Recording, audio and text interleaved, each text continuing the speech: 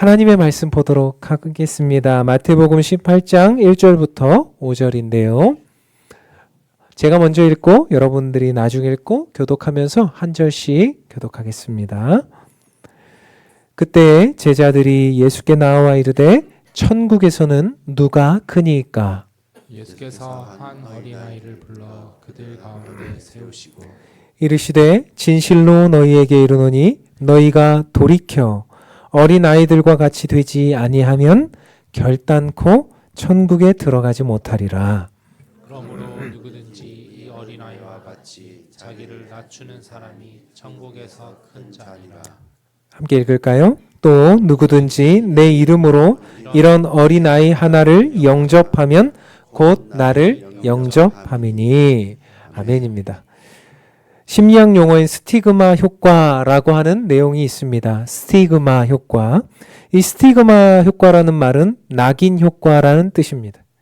스티그마는요, 시뻘겋게 달궈진 낙인을요, 가축에다가 이렇게 대서 이 소유자를 표시하는 낙인을 의미하는 단어가 바로 스티그마였습니다. 우리가 이 세상을 살아가면서 그런 일들이 많은 것 같습니다. 한 사람에게 그런 낙인을 찍어서 그 사람의 미래와 가능성에 상관없이 계속해서 그 사람은 그럴 수밖에 없어, 그럴 거야 라고 추정하며 판단하는 것을 스티그마, 즉 낙인 효과다라고 말합니다. 한 범죄학 연구 결과에 의하면요, 한 사람을 그렇게 나쁜 사람으로 낙인 찍어 놓으면 그 사람이 나중에 자라서 범죄자가 될 확률이 높다라는 것이 이론적으로 밝혀져 있습니다. 처음에는 뭐 그렇지 않은 사람이었을 텐데, 처음에는 그렇게 정해지지 않은 사람이었을 텐데, 이 사람을 그렇게 프레임 씌워놓고 낙인 찍어놓고 계속해서 그런 사람이 될 거라고 생각하면 결국에는 그런 사람이 되고 만다는 이야기입니다. 우리가 자꾸만 어떤 내용에 대해서, 어떤 상황에 대해서, 또 때로는 교회에 대해서, 또 어떤 이야기에 대해서 그렇게 생각하고 그렇게 해나가면 결국 그렇게 되어져 버린다는 내용이죠.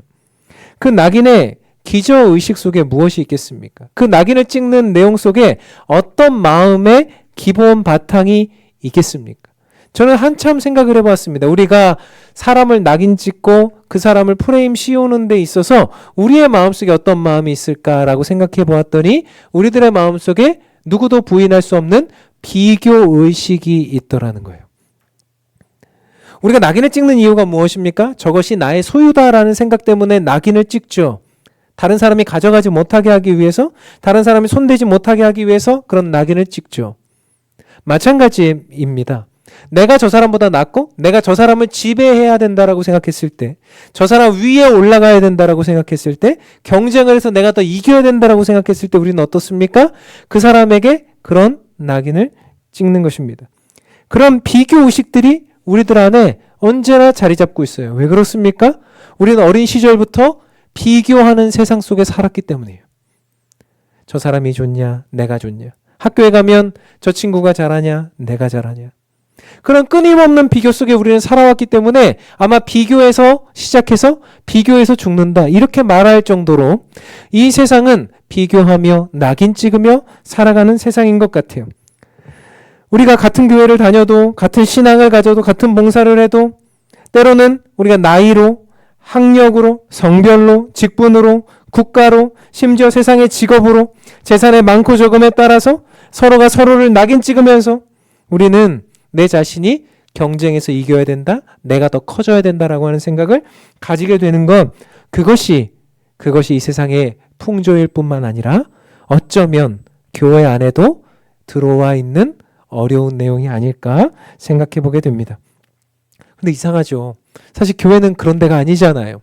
교회는 예수님의 사랑을 받고 예수님의 용서를 받고 예수님께서 우리를 용납해 주셨는데, 그런데 그런 교회 안에서도 더 많은 일들 속에 낙인 찍고 비교하고 끊임없이 그렇게 하려는 행동과 행위들이 많이 나타나고 있음에 너무나 안타까운 거죠.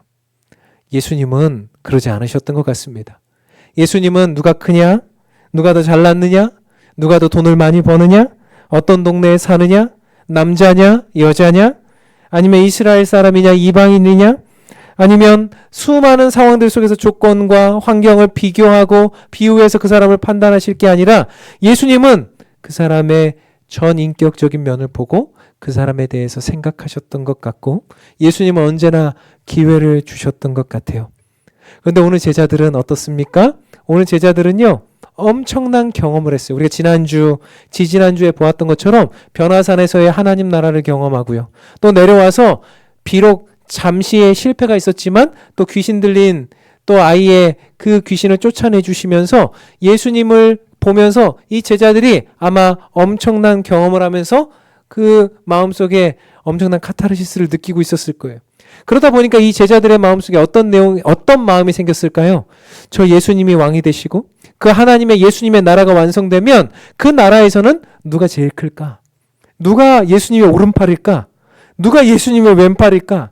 누가 예수님의 측근에서 그런 권력을 행사할 수 있을까라고 하는 마음의 생각들이 들었던 것 같아요. 마음의 생각이 들면 어떻게 해야 됩니까? 그거를 빨리 낮춰놔야 되는데 그렇지 않고 어떻게 했어요? 서로 싸움이 일어났다. 다투었다. 제자들끼리 네가 크니? 내가 크니? 내가 너보다 낫니? 내가 너보다 훨씬 더 예수님 먼저 따랐느니? 내가 예수님한테 너보다 더 잘했느니? 내가 더 충성스러우니? 이런 이야기들을 하고 있었다라고 말해요. 오늘 본문에는 나와 있지 않지만 같은 내용을 말하고 있는 마가복음에는 제자들이 서로 다투었다라고 이야기하고 있습니다. 오늘 제자들의 그 다툼 끝에 이제 제자들이 자기들끼리만 말하는 게 아니라 예수님께 이 내용을 가지고 와서 묻기까지 하게 되는 일들이 있습니다. 오늘 본문 1절인데요. 그때 제자들이 예수께 나와 이르되 천국에서는 누가 크니까를 질문하고 있다는 거예요. 여러분, 이 본문을 읽으면서 우리는 이상해야 됩니다. 안 이상하면 우리도 이미 비교의식 속에 물들어 있는 거예요. 여러분, 이상하죠? 왜 이상합니까? 여기서 어울리지 않는 단어들이 있잖아요. 예수께 나와 이르되 천국에서는 누가 크니까. 여기서 크다라는 단어는 우리가 헬라어 메가스, 여러분 메가마트 아시죠? 큰 마트다라는 뜻인데 이 메가스라는 단어는요, 비교급으로만 쓰이고 있거든요. 그러니까 오늘 본문은 어떻게 읽어야 되냐면 제자들이 예수님께 나와서 어떻게 했냐면 천국에선 누가 더 큽니까? 라고 물어봤어요. 더 큽니까? 누가 더 커요? 천국에서는 누가 더 큽니까? 이상해야 됩니다. 왜 이상합니까? 천국에서 누가 더 크고 누가 덜 크고 이런 일들이 있습니까? 그거 없어야 된다고 생각하시잖아요. 아, 천국까지 갔는데 저 사람은 엄청나게 좋고 저 사람은 엄청나게 못 살고 이건 천국이 아니지 않습니까? 성립이 안 되는 이야기예요. 그런데 제자들은 뭐라고 말합니까? 그 하나님의 나라, 예수님의 나라에서는 누가 더 크고 누가 더 잘 나가고 누가 더 권력이 있고 누가 더 예수님이 좋아하고 이런 내용들을 질문하고 있는 거죠. 제자들은 여전히 세상의 나라에서 살고 있었어요. 제자들은 여전히 세상적인 비교의식 속에 그런 우상 숭배 속에 살고 있었어요.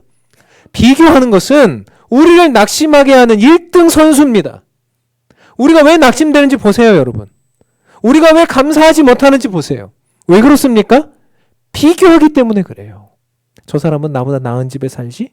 저 사람은 나보다 학력이 좋지? 저 사람은 나보다 잘생겼지? 저 사람은 나보다 예쁘지? 저 사람의 자녀는 이것도 잘 되고 있는데 나는 안 되고 있지? 이런 끊임없는 비교. 또 어떤 비교가 있는 줄 아십니까? 나보다 못한 사람을 비교해요. 아, 저 사람은 저거보다 못하니까 내가 좀 낫지? 저 사람은 저거보다 못하니까 내가 좀 무시해도 되겠지? 저 사람은 나보다 이게 안 되니까 내가 좀 더 이렇게 깔보아도 되겠지? 이게 우리들의 마음속에 있는 비교의식이요. 그것이 우리들의 우상이 되어서 내 자신을 자꾸만 높이려고 하는 그런 생각 속에 빠져들게 되고요. 점점 어떻게 됩니까? 경쟁 속에서 자꾸만 우리들은 경쟁 우위를 점하려고 하고 그러다 끝간데 없이 가다 보면 어떻게 됩니까? 맨 마지막에는 허무함의 낭떠러지로 떨어지게 되더라는 거예요. 제가 오래전에 사역하던 교회에 신방을 갔는데 너무너무 훌륭한 가정이거든요. 아버지는 훌륭한 기업의 대표이고 어머니는 훌륭한 음악가예요. 근데 아이가 범상치 않습니다. 아이가 대학생인데 이 아이는요, 어린 시절부터 아주 양질의 교육을 받아가지고 1등을 놓치지 않는 수재였어요. 단 한 번도 1등을 놓친 적이 없답니다. 대단하죠. 아무도 안 놀래요, 이런 거. 단 한 번도 1등을 놓치지 않고 전교 1등만 계속 하는 애예요. 중학교, 고등학교까지. 계속 가서 얘는 어떻게 했냐면 뭐 너무나 당연하게 우리가 다 아는 그 한국에서 최고 좋은 대학교에 갈 거라고 생각했어요. 그래서 그 학교에 수석으로 법학과에 입학을 했어요. 이 친구의 꿈은 변호사, 판사가 되는 거예요. 아, 그래서 이제 잘 되겠구나 해서 쭉 들어가서 이제 그 학교에서 이제 공부를 막 하고 애를 쓰는데 학교에 가봤더니 웬걸요? 자기보다 더 잘하는 애들이 많은데요. 여기서는 자기가 최고였어요. 자기는 자기보다 잘하는 애를 본 적이 없어요. 근데 거기 들어갔더니 거기에는요 더 엄청난 애들이 있는 거예요.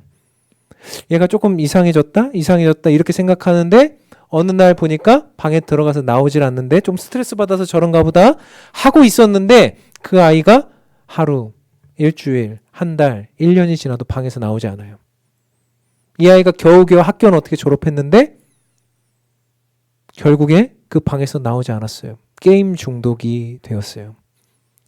이 아이가 시간이 7년인가요? 그 졸업하고 나서 변호사 시험을 봐야 되는 시간까지 그 시간이 주어지는데 그 시간 안에 이 아이는 방에서 나오지 않았어요. 결국 그것을 할 수 없게 되어버렸습니다. 이 아이는 끊임없이 비교당했고 그 비교 우위에 있었고 그렇게 살아왔던 아이예요. 그런데 좌절스러운 상황이 발생하고 또 발생하자 이 아이는 그것을 감당할 수 없어서 이 세상 속에 살지 못하고 사이버 세계 안으로 들어갔던 거예요. 비교는 또 그 안에서 너무나 무서운 것입니다. 비교에 익숙하고 누가 더 크니까라고 질문했던 제자들과 우리들의 모습이 끝에 가면 이런 상황 가운데 이르게 될 수도 있다는 것입니다. 사랑하는 성도 여러분, 비교의 우상이라는 것, 결국 내가 우위에 있다라고 생각하는 그런 우상이라는 것이 얼마나 무서운 것인지를 보여주고 있지 않습니까? 예수님은 이런 제자들의 질문에 이렇게 대답하셨습니다. 2절과 3절입니다. 제가 읽을게요. 예수께서 한 어린아이를 불러 그들 가운데 세우시고 이르시되 진실로 너희에게 이르노니 너희가 돌이켜 어린아이들과 같이 되지 아니하면 결단코 천국에 들어가지 못하리라. 이렇게 말씀하셨어요. 예수님은 천국에서는 누가 큽니까? 천국에서 어떤 사람이 권력자입니까? 천국에서는 누가 더 잘 나갑니까? 천국에서는 어떻게 해야 예수님 앞에 더 잘 보일 수 있습니까? 라고 물어봤던 제자들에게 이렇게 말씀하셨어요. 너희가 돌이켜. 여기서부터 충격적이에요. 돌이켜. 여러분, 천국은요, 그런 곳이 아니에요. 예수님은 너희들의 그 생각조차 돌이켜야 된다라고 말씀하세요. 천국은요, 지위나 공로로 들어갈 수 있는 것이 아니잖아요. 천국 어떻게 들어갑니까? 예수님을 의존하는 사람들이 들어가는 곳이에요. 천국은 우리들의 공로, 우리들의 지위, 우리들의 어떠함으로 가는 것이 아니에요. 하나님의 나라는 그런 사람들이 큰 곳이 아니에요. 하나님의 나라는 예수님을 얼마나 더 의존하느냐에 대한 문제죠. 예수님 오늘 말씀하시잖아요. 3절에 보니까 너희가 돌이켜. 여기서 돌이켜라는 말이 뭡니까? 성경에서 돌이켜라고 하면 그것은 회개하다는 뜻이에요. 유턴한다는 뜻이에요. 여러분, 우리가 누가 더 나으냐라고 하는 비교의식 속에 있다면 예수님의 말씀을 들으셔야 돼요. 뭐 해야 됩니까? 돌이켜야 돼요. 유턴해야 됩니다. 그런 생각을 버려야 됩니다. 누구랑 비교하는 비교의식들을 버려야 됩니다. 내가 저 사람보다 낫다는 거, 더 높은 자리로 올라가려고 하는 그 생각들을 버려야 됩니다. 안 그러면 뭐가 없다고요? 누가 더 크냐가 아니라 천국에 들어가지도 못한다. 우상 숭배하고 있고 예수님보다 더 의존하고 있고 내가 더 잘났다고 생각하고 있으니 그 사람 천국에 합당치 않다는 거예요. 그래서 예수님 뭐라고 말씀하십니까? 돌이켜 회개해야 된다라고 말해요. 우리가 자꾸 비교를 합니다. 왜 그래요? 불안하기 때문이죠. 세상은 끊임없이 그 서열이 있어요. 서열이 나눠져 있어요. 어딜 가든 직급이 있고 그 안에서 서열이 있고 그래서 우리는 다 나누어져 있어요. 그래서 어떻게 합니까? 우리 자녀들에게도 우리 스스로도 뭐 하고 싶어요?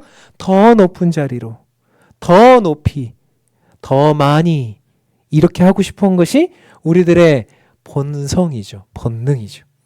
예전에 설교를 들으면 이런 예화 목사님들이 많이 하셨던 것 같아요. 우리 간증으로 뭐 부흥회 같은 거 이렇게 강사들이 오시면 이런 예화 여러분 많이 들어보셨을 거예요. 어떤 사람이 꿈에 천국에 갔습니다. 안내하는 천사를 따라 이렇게 내 집이 어딜까 하면서 집을 보는데 거기에 평신도들이 대저택에 살고 있는 거예요. 야, 부럽다. 막 이러면서 이제 막 집들을 보고 있었어요. 평신도들이 저택에 사니까 집사님들은 어디 살고 계실나? 집사님들은 그 옆에 대저택 옆에 이렇게 기와집에 살고 있었어요. 왜 집사님들이 더 기와집에 살지? 그 옆에 가봤더니 그 옆에 마을에 가봤더니 장로님들은 어디에 살고 있어요? 장로님도 죄송해요. 초가집에 살고 있었대요. 뭐 장로님은 조금 뭐 이렇게 예수님께 못 보이셨던 게 있었나 보다 하고서는 이제 목사님을 찾은 거예요. 우리 목사님 그래도 훌륭하셨는데 어디 가셨을까? 목사님 어디 계십니까? 했더니 저기 계십니다. 했는데 목사님 뭐 하고 있어요? 이행 얘기 안 들어보셨어요? 오토바이 타고 짜장면 배달하고 있어요. 잘 들어보세요. 놀라서 이유를 물어서 왜 우리 목사님이 짜장면 배달을 하고 있습니까? 이랬더니 아이고 저 목사님은 땅에서 너무 대접을 많이 받아가지고 여기서 지금 섬기는 거 배우고 있습니다. 그러면서 우리 집을 소개해줬다 이런 얘기인데 여러분 이런 예화 귀담아 듣지 마세요. 내가 짜장면 배달 안 하고 싶어서가 아니라 귀담아 듣지 마세요. 이런 예화. 여러분 천국이 누군가는 막 짜장면 배달하고 있고 누군가는 기와집 살고 누군가는 초가집 살고 이런 데입니까? 이건 너무 우스운 그냥 예화죠. 그러니까 우리가 그렇구나. 근데 이런 예화를 통해서 우리가 어떤 인식을 가지게 되냐면 천국에서도 비교 의식을 가지려고 하는 이거 거꾸로 된 예화라도 마찬가지 아니겠습니까? 목사님은 수고했고 충성되었으니 저택에 살고 저 사람은 별로이니까 초가집 살고 거기 가서도 여전히 짜장면 배달 이거 비하는 거 아닙니다. 그렇게 해야 되고 그런 게 어디 있습니까? 오늘 제자들의 인식이 우리들의 인식이 그 정도에서 머무르고 있는 거죠. 사랑하는 성도 여러분, 하나님 나라 천국은요 평신도나 직분자나 목사나 교역자나 예수님을 더 의존하는 자가 더 크다 일컬음을 받는 자예요. 그것은요 우리들의 공로, 우리들의 자격으로 갈 수 있는 것이 아니라 예수님을 얼마나 더 의존하느냐의 문제예요. 제가 왜 자꾸 의존이라고 말합니까? 오늘 예수님이 어린 아이를 불러 세우셔서 이 아이와 같지 않으면 천국에 들어갈 수 없다라고 생각하는 그 말씀 때문이에요. 여러분 어린아이와 같다는 게 뭡니까? 이 구절을 해석할 때 많은 분들이 오해해서 해석하시는데 이 어린아이와 같지 않으면 천국에 들어갈 수 없다 하니까 우리들에게 어린아이와 같은 인식이 어떤 겁니까? 순수하면 들어갈 수 있을 것 같아 이렇게 생각하죠. 여러분 어린아이가 순수해요? 아니요. 아닐 거예요. 어린아이들은 순수하지 않습니다. 어린아이들은 본성적이죠. 어린아이들은요 자기만 생각해요. 어린아이들이 순수하다? 그러니까 천국에 합당하다? 이건 역시 공로주의예요. 혹은 어떤 사람들은 어린아이가 귀여우니까 들어가죠. 그럼 우리 다 안 귀여운데 그럼 우리 다 못 들어갑니까? 그거 아니죠. 지금 1세기의 어린아이를 생각해 보셔야 됩니다. 1세기의 당대 예수님이 세우셨던 이 어린아이는 어떤 의미입니까? 얘는요 누가 돌봐주지 않으면 밥 한 끼도 해결 못하는 애예요. 얘는요 부모나 그 옆에 있는 어른들이 함께 해주지 않으면 얘는 밥도 의식주 자체를 해결할 수 없는 거죠. 그래서 누구를 의존할 수밖에 없습니까? 자기 옆에 있는 부모를 의존할 수밖에 없고 자기 옆에 있는 어른을 의존할 수밖에 없는 존재죠. 예수님이 어린아이와 같지 아니하면 천국에 들어갈 수 없다라고 말씀하시는 것은 우리도 의존하는 예수님만 의존하는 존재일 때 천국에 갈 수 있다. 우리 스스로 내 자격, 내 공로, 내 능력, 내 재산 내가 가지고 있는 어떤 것, 내가 교회를 위해서, 내가 목사님을 위해서, 내가 성도들을 위해서 내가 어떤 걸 했으니까 날 천국으로 보내주시오. 그것은 있을 수 없는 일이라고 말하는 거예요. 그것이 교만이죠. 여러분 우리가 돈이 얼마나 있으면 천국에 갈 수 있겠습니까? 여러분 돈이 얼마나 있으면 천국에 가실 수 있다고 생각하세요? 우리나라에서 최고의 재벌 정도 되면 천국에 갈 수 있을까요? 아니면 미국에 있는 최고 재벌 정도 되면 천국에 갈 수 있을까요? 그러면 우리는 어떻게 가요? 여러분 어떻게 하면 천국에 얼만큼 하면 또 교회에서 얼만큼의 봉사를 하면 천국에 갈 수 있을까요? 제가 성경을 읽다가 이 구절을 보고 깜짝 놀랐어요. 이 성경에 이런 구절이 있었나? 여러분 우리들의 목숨값이 얼마겠습니까? 제가 언젠가 SNS를 보다 보니까 거기에 나와 있는 우리들의 목숨값, 사람 하나 목숨값 얼마 정도 될 것 같으세요? 잘 몰라요? 거기에 나온 사람의 견해입니다. 제 견해 아니고요. 한 1억 6천 정도 된대요. 그거밖에 안 돼? 그래서 왜 그런가 봤더니 장기 그 금액을 따진 거예요. 아, 무서워. 그런 사람들은. 우리가 1억 6천 정도밖에 안 돼요? 우리가 겨우 그 장기의 그 가격밖에 안 돼요? 그런 거 아니잖아요. 성경은 우리들의 목숨값을 이렇게 표현하고 있더라고요. 한번 같이 읽어볼게요. 시편 49편 6절부터 8절 읽겠습니다. 시작! 자기의 재물을 의지하고 부유함을 자랑하는 자는 아무도 자기의 형제를 구원하지 못하며 그를 위한 속전을 하나님께 바치지도 못할 것은 그들의 생명을 속량하는 값이 너무 엄청나서 영원히 마련하지 못할 것임이니라. 아멘. 우리의 생명값이 얼마라고 하나님이 기록하고 계십니까? 엄청난 가격이에요. 엄청난 가격. 우리들의 생명을 속량하려면, 돈 주고 살려면, 그것을 어떤 방식으로든 살려면 엄청나서 그것을 영원히 마련하지 못한다. 젠슨 왕이 와도, 일론 머스크가 와도, 미국 대통령이 와도 그 어떤 가격을 가지고 와도 한 사람의 생명을 살릴 수 없다. 우리의 공로로 어찌 천국에 갈 수 있습니까? 우리의 스스로 어떻게 속량할 수 있습니까? 안 된다는 거예요. 다른 사람하고 비교해서 내가 좀 더 나으니까 저 사람보다 나으니까 저를 보내주세요. 이단들이 그런 거 잘하죠. 14만 4천 명 안에 들면 당신 천국으로 보내줄게요. 저 사람보다 우위에 있으면 보내줄게요. 누가 그런 거를 만들었습니까?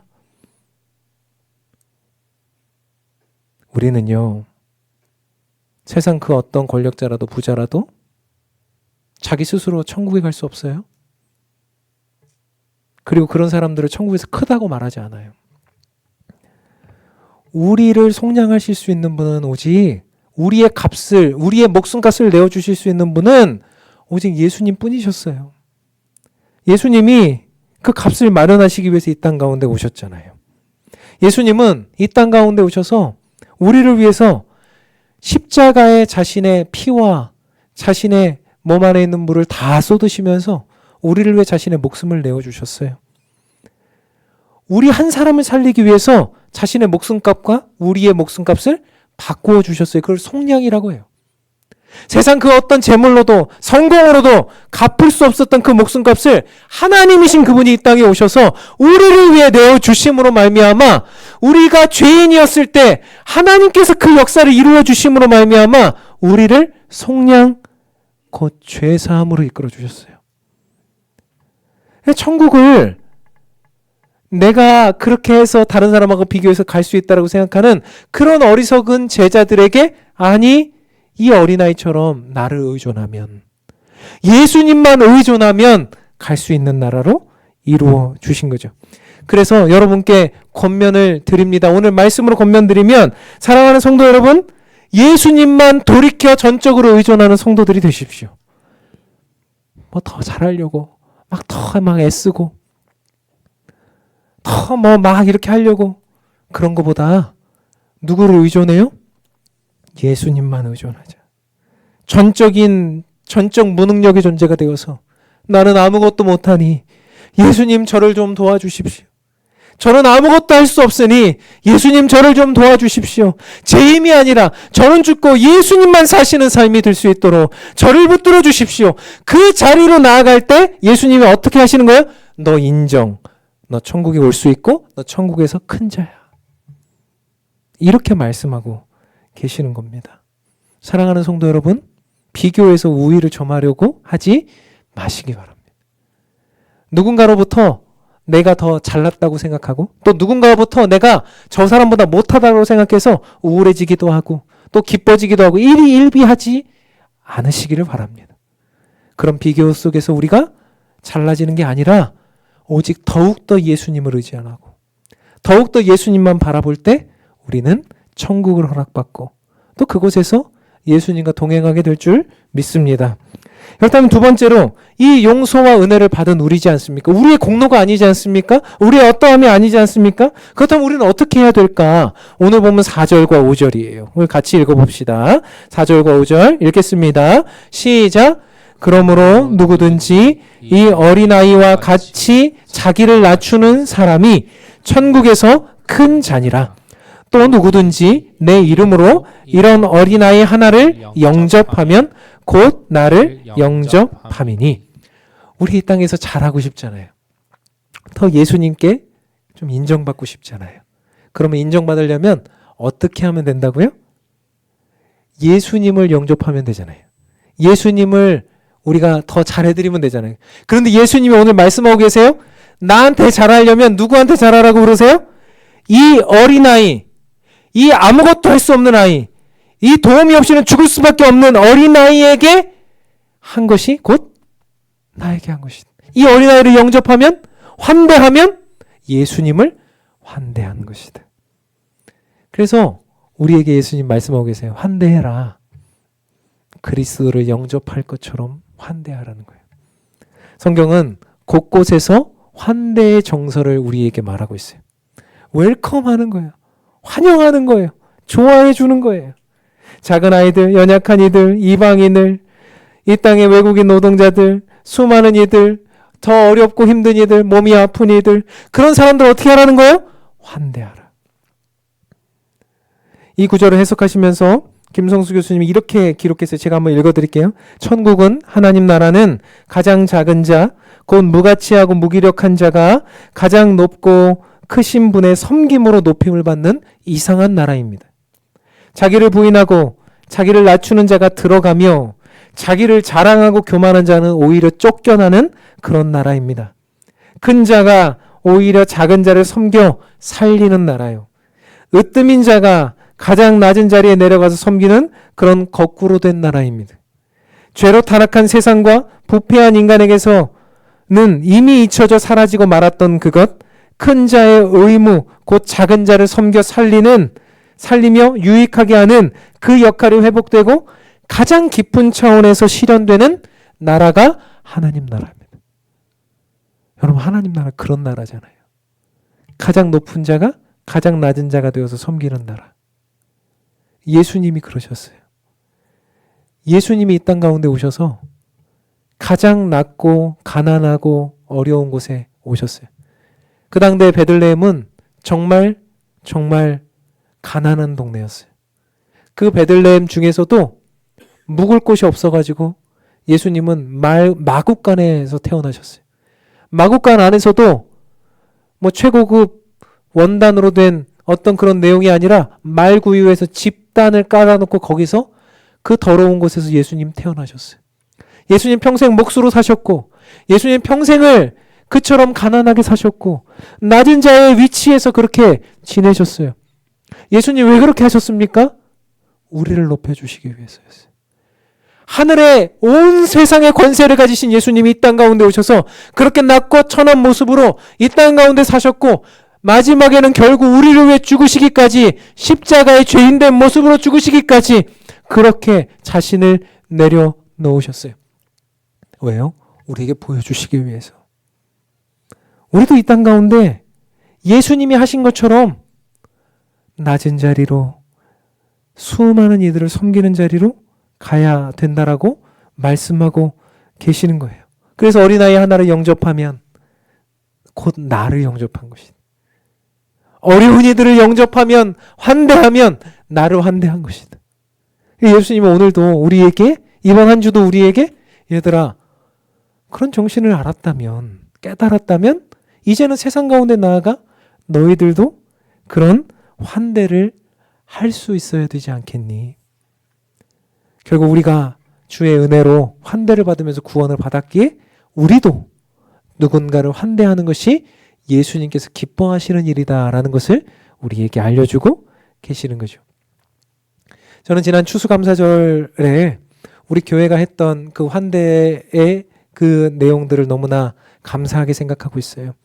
제가 생각하고 계획했던 게 아니었는데 우리 순장반을 하면서 우리 금요일 밤마다 늦은 시간까지 이제 순장반을 하잖아요. 순장반에 이렇게 함께 모여서 이야기를 할 때 우리가 그 많은 과일들 조금 이렇게 모여져 있을 텐데 그것을 가지고 다락방별로 나누어 드시면 좋겠습니다. 이렇게 얘기를 했는데 우리 순장님들이 하나같이 그런 말씀을 하셨어요.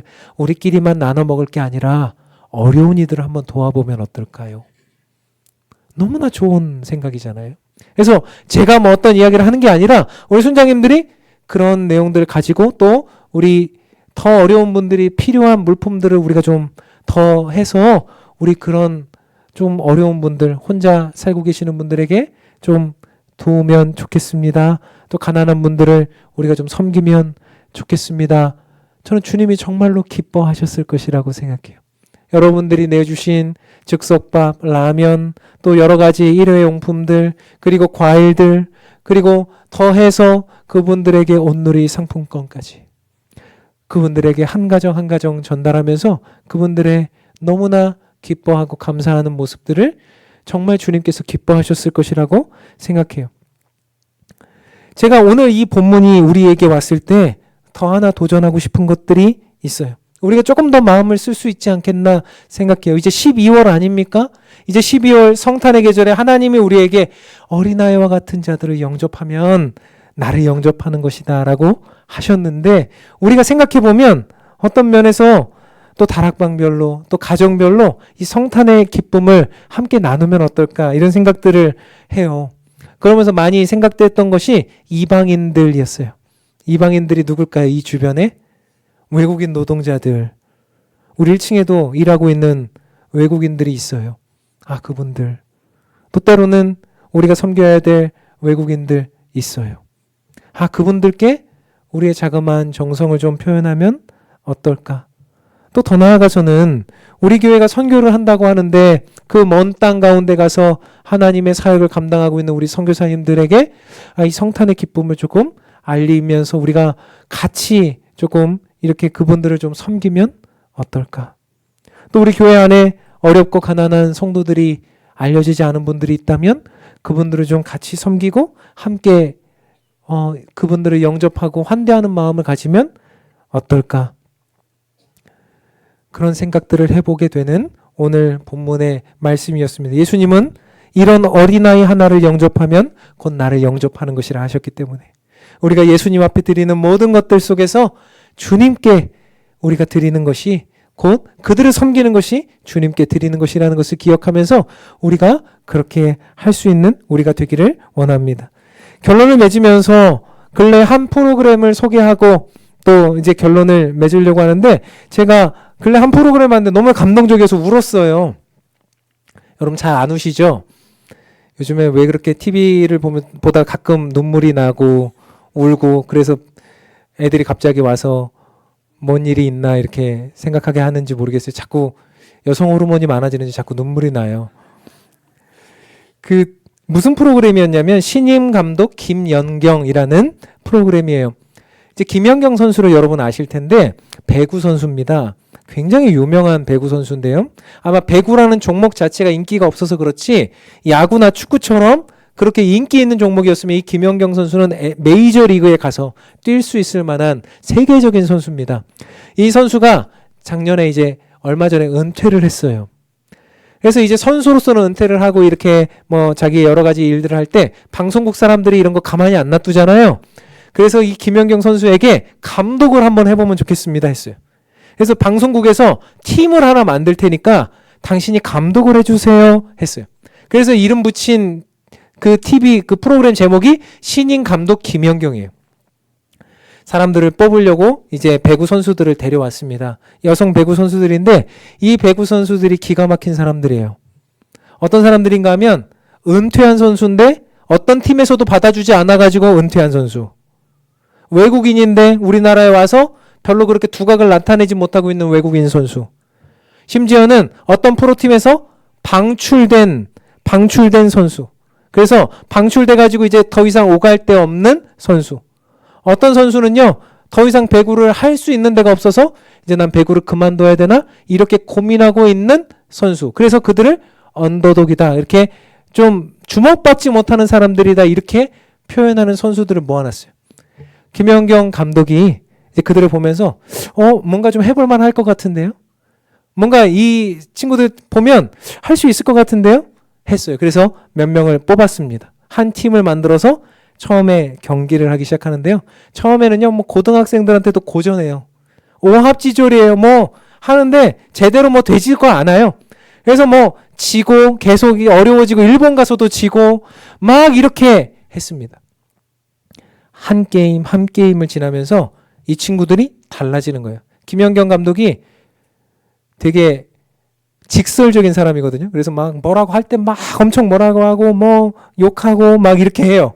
그런데 이 친구들이 그걸 알아듣고 이건 나를 위한 이야기야 하면서 저 사람이 이야기해 주는 걸 잘 들어야 될 것 같아 하면서 그렇게 발전하고 발전해 나갔을 때 나중에 결국 어떻게 됩니까? 프로에서 1등, 2등 하던 팀을 다 이겨요. 맨 마지막에 프로에서 통합 우승한 팀하고 붙었는데 얘네들은 정말 이제 모인 팀들이잖아요. 얘네들은 이미 프로에서 엄청난 대우를 받고 있는 팀이고, 근데 3대0, 세트 스코어 3대0으로 그 1등한 팀을 이깁니다. 저는 이 프로그램 보면서 왜 감동이 될까? 내가 왜 눈물이 날까? 그런 생각을 해보았는데요. 생각해보니까 가능성이 없던 어린아이와 같던 그 아이들이 감독 하나를 만나면 바뀌는구나. 새로워지는구나. 뭔가 기회를 줄 때 달라지는구나. 그 가능성을 보고 역사해주는 그 감독 하나가 있으니까 뭔가 모르게 이 일은 훌륭해지는구나. 제가 그것을 보면서 저와 같은 사람, 우리와 같은 교회, 우리와 같은 성도들에게 예수님의 모습이 생각났어요. 김연경이란 사람도 그런 감독이 되어서 그렇게 할 수 있다면 온 세상의 주인 되시고 감독 되시는 예수님이 우리를 픽하신 거예요. 우리에게 기회를 주신 거죠. 얘들아, 더 이상 위아래 더 높이 올라가려고 막 그런 거 하지 말고 이제 작은 자에게, 연약한 자에게 기회를 주고 그들을 섬기고 환대하면서 천국이 이런 것이라는 것을 이 땅에서 누려보아라. 누군가를 환대하면 그것이 나를 환대하는 것이고, 이 땅에 살아가면서 작지만 끊임없이 그렇게 해나가는 것이 너희들의 본분이라, 성도의 본분이고 교회의 본분이라 우리에게 말하고 있다고 생각해요. 사랑하는 성도 여러분, 다음 주부터 내일부터 우리가 12월이 들어갑니다. 성탄의 계절이고 성탄의 달이에요. 예수님이 이 땅에 오신 이유와 목적이 낮아지시기 위해서였어요. 우리도 낮아지고 예수님만 의존할 뿐만 아니라 예수님을 의존하는 우리가 누군가를 섬길 수 있다면 정말 어린아이와 같이 우리가 누군가를 섬기면서 그 어린아이 하나를 대접하고 또 함께 우리가 가진 것들을 향해서 베풀고 나아가는 저와 여러분이 된다면 이 성탄의 정신을 가장 잘 구현하는 것이 아닐까 생각합니다. 한 주간 저와 여러분 또 우리 교회가 그런 교회와 성도들이 되길 원하고요. 그렇게 살아가는 저와 여러분 되기를 주님의 이름으로 축원합니다. 함께 찬양하고 기도하겠습니다. 우리의 마음이 슬프고 또 우리가 몸과 영혼이 병들었다 할지라도 예수님을 부를 때, 의존할 때 천국이 우리에게 임할 것입니다. 우리가 은과 금이 없어도 예수님의 생명을 가지고 다른 누군가에게 나누어 주면 그것이 놀라운 축복이 될 것입니다. 오늘 본문의 이 찬양을 하면서 우리가 주님 앞에 우리들의 마음을 고백하고 결단하는 시간 되기를 원합니다. 같이 찬양합시다.